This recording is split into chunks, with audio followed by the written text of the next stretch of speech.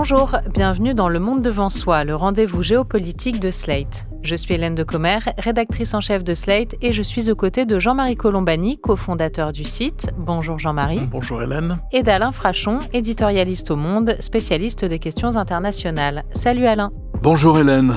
Pas de feuille de route précise, pas de plan de sortie clair, seulement des menaces et des promesses. Mercredi 1er avril, Donald Trump s'est adressé aux Américains à propos de la guerre en Iran. Son discours était typiquement trumpien, belliqueux, foutraque et empli de contradictions. D'un côté, le président américain a assuré que la guerre était désormais très proche d'être terminée. Et en même temps, il a promis de frapper très fort l'Iran pendant encore 2 ou 3 semaines, menaçant de détruire l'ensemble de ses centrales électriques et de son infrastructure énergétique. Un plan de paix en 15 points était pourtant sur la table entre Téhéran et Washington. Difficile de savoir si les négociations sont toujours en cours. Et en attendant, les prix du pétrole restent sous pression et la navigation dans le détroit d'Ormuz est toujours bloqué. Alors, Donald Trump a-t-il un plan de sortie pour l'Iran ? Son discours servait-il surtout à rassurer l'opinion américaine ? Et où en sont les alliés des États-Unis dans la région et ailleurs dans le monde ? C'est ce qu'on va voir dans cet épisode. Jean-Marie, Alain, je vous propose de commencer donc déjà par ce discours de Donald Trump cette semaine.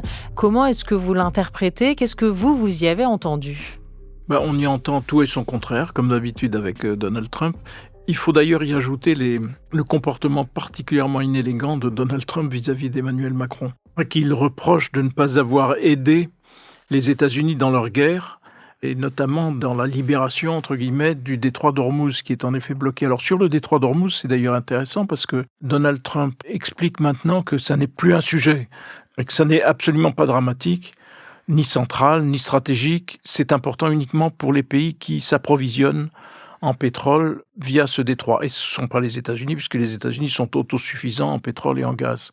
Oui, sauf que le document fixant la stratégie des États-Unis pour plusieurs années, document dont on a parlé il y a quelques semaines simplement, et le grand document stratégique des États-Unis explique exactement le contraire.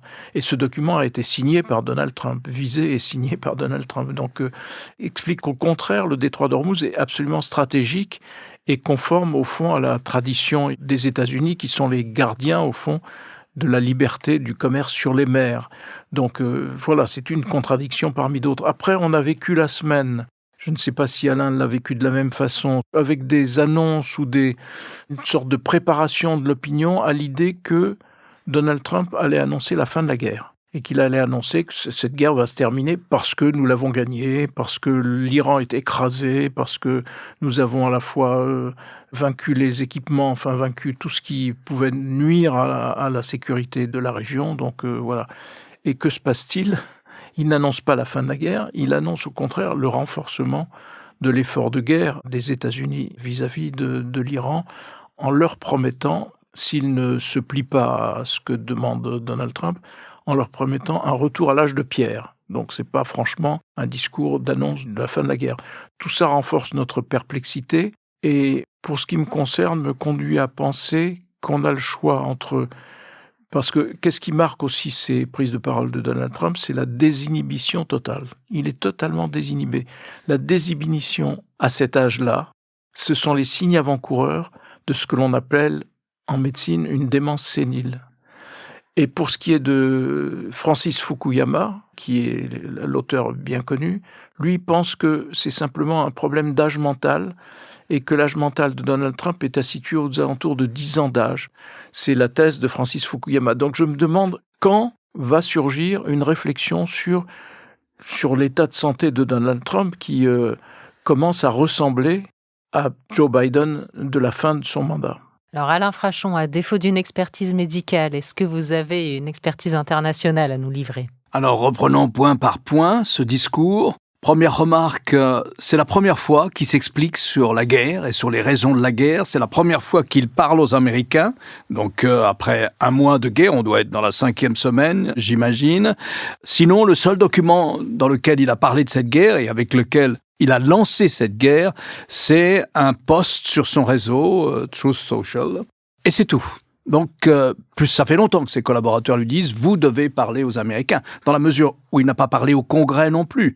Jamais le Congrès des États-Unis, pas plus le Sénat, qui est spécialiste en politique étrangère, qui représente les États-Unis en politique étrangère, que la Chambre des représentants, qui représente les contribuables, les Américains, l'ensemble des Américains, n'en ont parlé. Alors ça va coûter la bagatelle de 200 milliards de dollars aux contribuables américains. Donc, c'est la première fois qu'il s'explique et il laisse cette impression, celle qu'a décrite Jean-Marie, il laisse cette impression à beaucoup d'observateurs américains. Un homme qui est de plus en plus courbé, d'ailleurs, physiquement, et qui a du mal à maîtriser son discours ou à organiser son discours. Alors les plus proches disent, pour répondre à Jean-Marie, mais c'est exprès, c'est un cerveau supérieur, et donc il brouille les pistes, regardez, il brouille les pistes sur les marchés, un jour il monte, le lendemain il descend, il évite comme ça qu'il y ait une catastrophe financière, bon, etc. Ça, c'est la version de ses collaborateurs ou de ses proches. En ce qui concerne la version des Américains, il est descendu à 33% de taux de satisfaction. C'est-à-dire, je pense que Joe Biden n'a jamais eu ça. Ou est à peu près comme ça, mais un peu plus bas. Donc, il est extraordinairement affaibli. Et pour cela, deuxième point du discours, il a promis que la guerre ne durerait pas encore 2 ou 3 semaines et ça s'arrêtera. Alors là, c'est compliqué parce que, quel que soit son état mental, il a un problème de crédibilité. C'est la 2e ou la 3e fois qu'il nous annonce qu'il faut encore 2 semaines, mais que c'est bientôt fini, etc. Les Américains et les Israéliens disent qu'ils ont frappé 13 000 cibles. Et apparemment, ils en ont fixé encore 3 000. Entre parenthèses, incidentes, ces cibles ont été définies la plupart du temps. Ce sont des cibles militaires ou d'infrastructures à usage militaire. Ces cibles ont été très largement, sinon à 100%, définies avec l'aide de l'intelligence artificielle. Bon, quelquefois, l'intelligence artificielle, elle se trompe. Vous avez un bâtiment administratif qui est fixé. Entre-temps, il est devenu une école pour jeunes filles et il y a 175 morts dans le bâtiment. Ça, c'est pour la guerre, donc pas très crédible.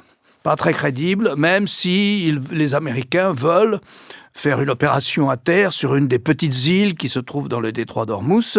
Il y en a 4 ou 5 comme ça, sans parler de l'île qui est au fond du Golfe, là, loin du détroit d'Ormuz, l'île de Karg où sont installés les terminaux pétroliers iraniens. Donc les troupes, elles sont là. On ne sait pas trop ce pourquoi elles sont là.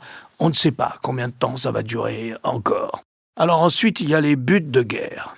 Et là, c'est une sorte d'esquive. C'est-à-dire qu'il dit « Nous n'avons pas besoin d'ouvrir le détroit d'Ormuz, ça ne nous intéresse pas, donc on peut partir avec le détroit d'Ormuz. » Et il dit « Si les Européens, eux, sont dépendants du pétrole et du gaz d'Ormuz, c'est leur problème, qu'ils y aillent eux-mêmes, qu'ils aillent libérer le détroit d'Ormuz. Mais nous, en ce qui nous concerne, c'est pas une cible, c'est pas un problème pour nous. » Autrement dit, ils rentrent dans une guerre. Il était prévisible que les Iraniens allaient bloquer le détroit d'Ormuz. Les Iraniens l'avaient annoncé toutes les semaines, tous les jours, tous les mois, à chaque prière de la mosquée. Si on nous attaque, nous fermerons le détroit d'Ormuz.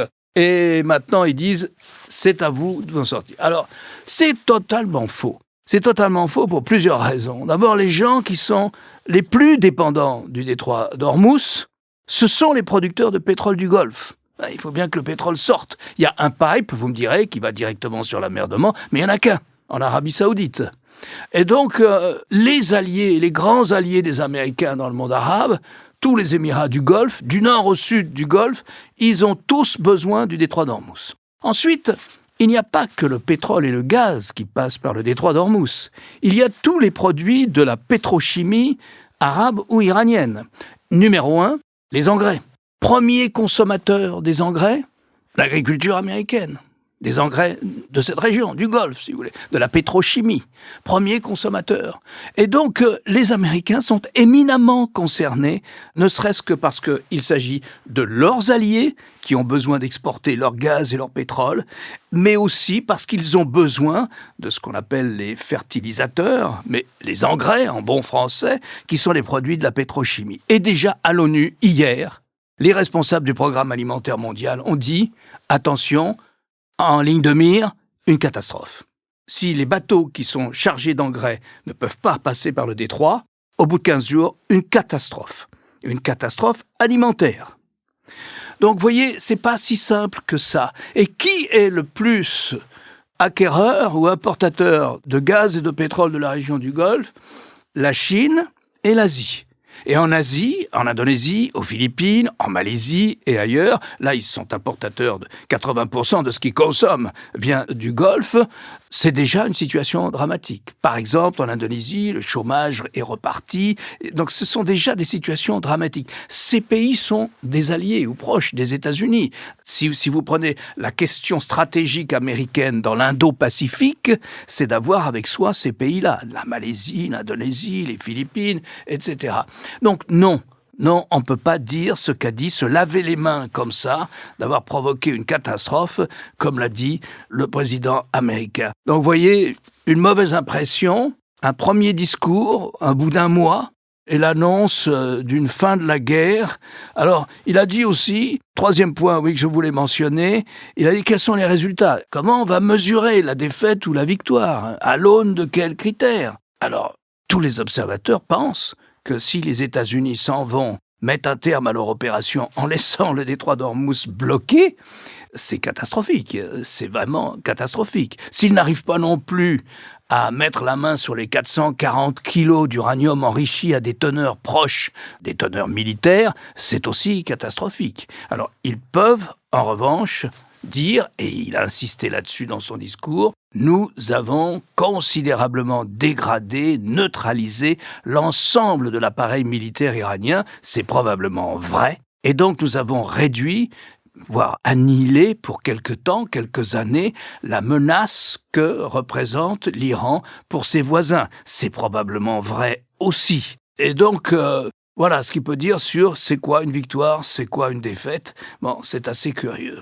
Vous mentionniez les pays alliés dans le Golfe des États-Unis en disant qu'eux avaient cruellement besoin du détroit d'Ormuz.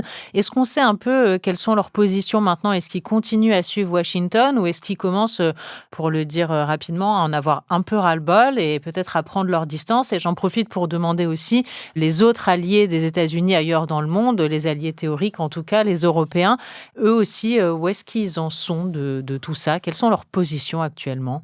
Les autres alliés, principalement les Européens, leur position est très simple. Elle est dans l'inquiétude de voir se réaliser ce que Trump annonce et qui est le retrait de l'OTAN, qui signerait d'ailleurs l'arrêt de mort de l'OTAN, en tout cas de l'OTAN tel qu'il existe. Or, en principe, cette issue-là n'est pas dans les pouvoirs de Donald Trump, puisque sous le mandat précédent de Donald Trump, il me semble, le Congrès des États-Unis a voté une loi interdisant la sortie de l'OTAN, hors l'approbation du Congrès.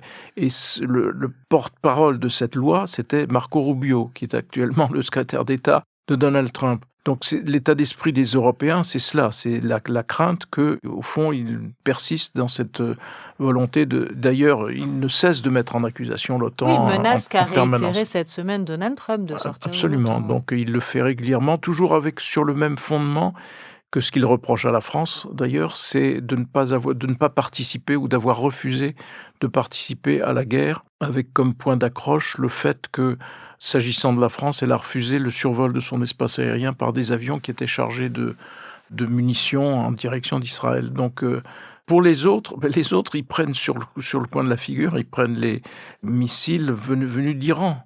Et donc, les États du Golfe sont régulièrement bombardés, y compris le Koweït, sont bombardés par les Iraniens. Donc, ça n'est pas de ce côté-là que l'on va... En même temps, ils sont nécessairement liés aux États-Unis, parce qu'ils sont en principe liés aux États-Unis pour leur protection.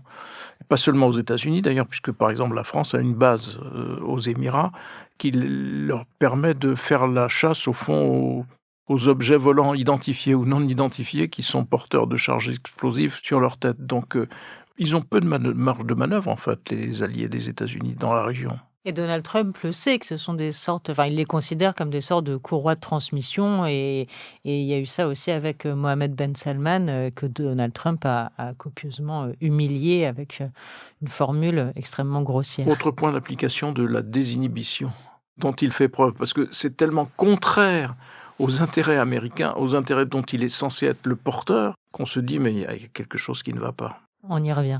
Alain Frachon, est-ce que ce fameux accord en 15 points dont il était question un peu dans la presse américaine fin mars, accord entre Téhéran et Washington sur lequel il y avait des négociations, semble-t-il, est-ce qu'on sait si il est toujours sur la table? Est-ce qu'il y a toujours des négociations en parallèle ou pas? Alors les Américains, enfin le président Trump dit qu'il y a toujours des négociations. Il dit même que les Iraniens l'ont supplié pour qu'il y ait une négociation. Il prétend que le changement de régime a déjà eu lieu. Dans son allocution de mercredi, il a dit il n'y a pas de problème de changement de régime, puisqu'il a déjà eu lieu. Donc, il a déjà eu lieu. Nous avons tué une catégorie de dirigeants iraniens. Maintenant, il y a une nouvelle génération au pouvoir. Il y en a une quarantaine ont été tués. Et donc, nous avons un changement de régime. Et les gens à qui nous nous adressons sont, et je le cite là, beaucoup plus rationnels et beaucoup plus intelligents. Bon, tout ça, c'est du Trump. À vrai dire, les Iraniens disent que non, il n'y a pas de négociation. Les Pakistanais disent qu'ils semblent être, avec les Turcs, une des voies de communication, mais aussi avec les Égyptiens, entre les deux parties, disent non, nous transmettons des messages de part et d'autre. Donc, on ne sait pas où en sont ces 15 points. On ne sait pas si les Iraniens considèrent qu'ils sont vraiment en négociation avec les Américains. Trump dit que oui. Ce qui est assez curieux, parce que peut-on à la fois mener une négociation et continuer à bombarder et menacer, si on n'a pas un résultat rapide, de ramener... Alors là, il ne s'agit plus de ramener un régime à l'âge de pierre, parce que ça n'aurait pas de sens, mais de ramener un pays à l'âge de pierre. Et là, ça veut dire que quand il faudra vraiment faire le bilan de cette guerre, il faudra tenir compte de la mémoire des peuples, quelles que soient les relations que ce peuple peut avoir avec son régime. Donc c'est compliqué, on ne sait pas. Les Arabes du Golfe, pour se limiter aux Arabes du Golfe, pour compléter ce que dit Jean-Marie, ils sont très embêtés. Au départ, ils étaient contre. Ils étaient contre parce que, finalement, ces dernières années, ils ont tous renoué des relations avec le pays qui leur fait le plus peur, le pays qui les menace, le pays qui a multiplié les tentatives d'assassinat et les pressions politiques sur eux, c'est-à-dire toute la région du Golfe. Et donc, ils avaient le sentiment d'être véritablement, pas simplement le sentiment, c'était une réalité, d'être face à un régime ennemi, ultranationaliste, impérialiste et expansionniste. Ce qui était le cas. Ce qui est le cas de l'Iran avant la Révolution, comme après la Révolution, il a la prétention d'exercer ou à exercer une prépondérance sur la région. Donc, au départ, ils étaient contre. Maintenant, leur sentiment serait plutôt de dire « vous ne pouvez pas vous arrêter comme ça ». Vous ne pouvez pas vous arrêter comme ça parce que vous allez nous laisser face à une république islamique qui n'aura qu'un objet, c'est de se venger d'une manière ou d'une autre, et ça, ils savent faire. Par la guerre, par d'autres moyens, etc. Et donc, il faut les affaiblir encore plus.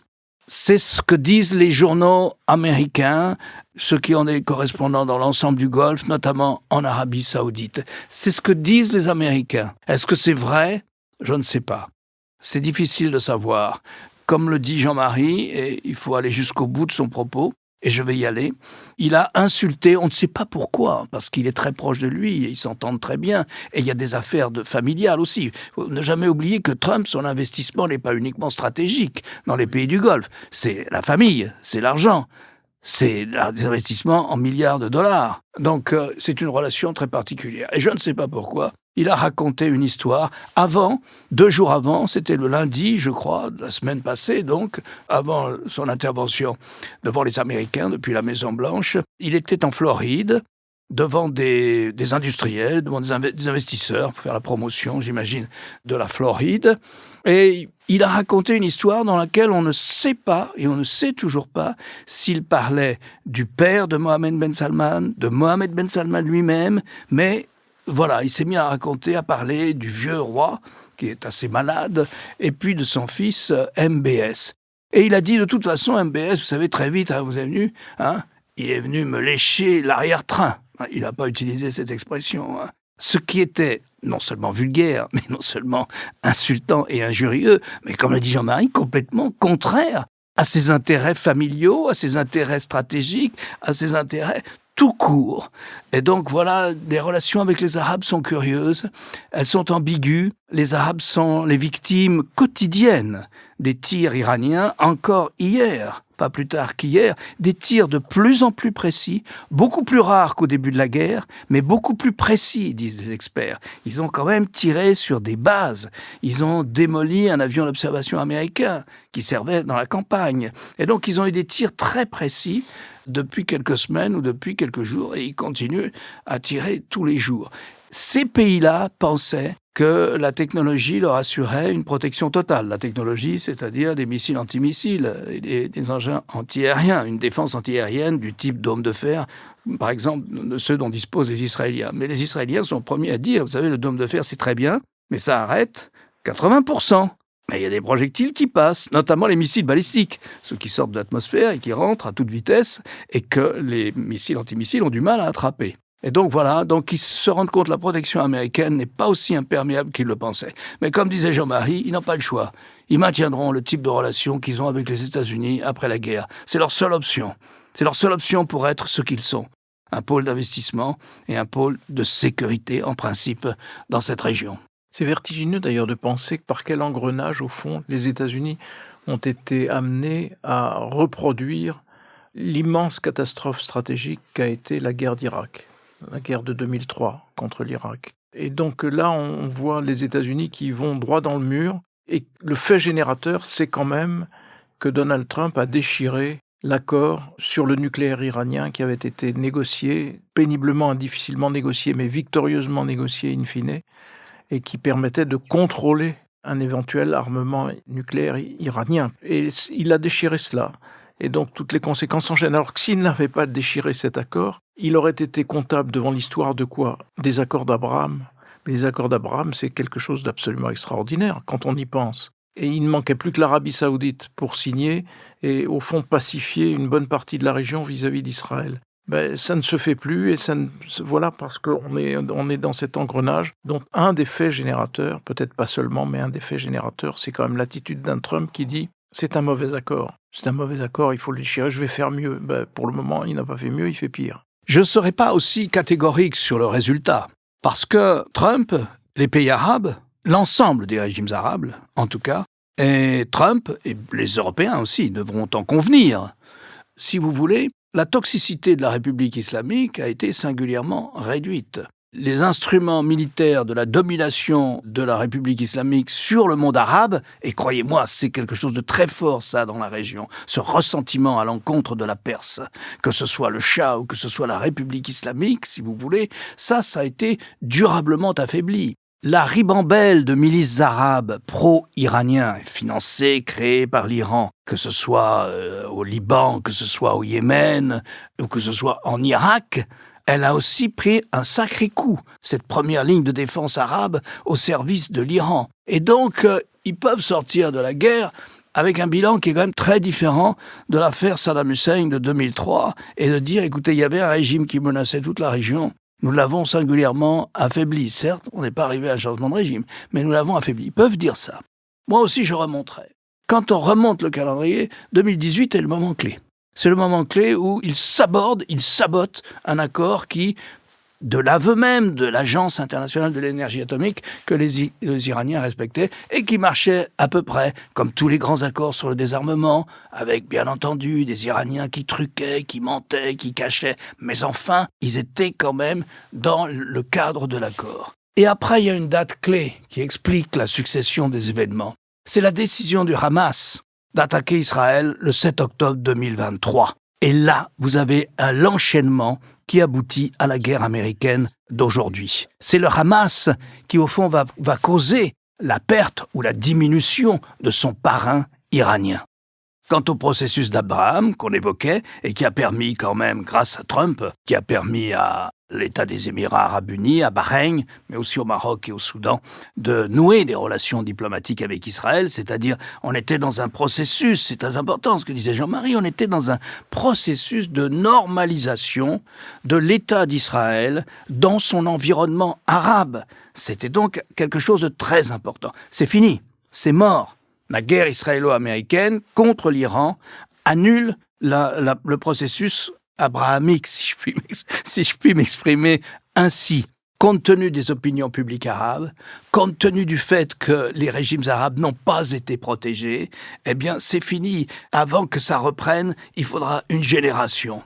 La fin d'un processus et un nouveau qui s'est ouvert et dont on ne sait pas où il va nous mener. Merci beaucoup Alain Frachon, merci Jean-Marie Colombani. Merci Hélène. Merci Hélène. Le Monde devant soi est un podcast produit par Slate Podcast. Production éditoriale et présentation, Hélène Decomer. Prise de son, montage et réalisation, Aurélie Rodriguez.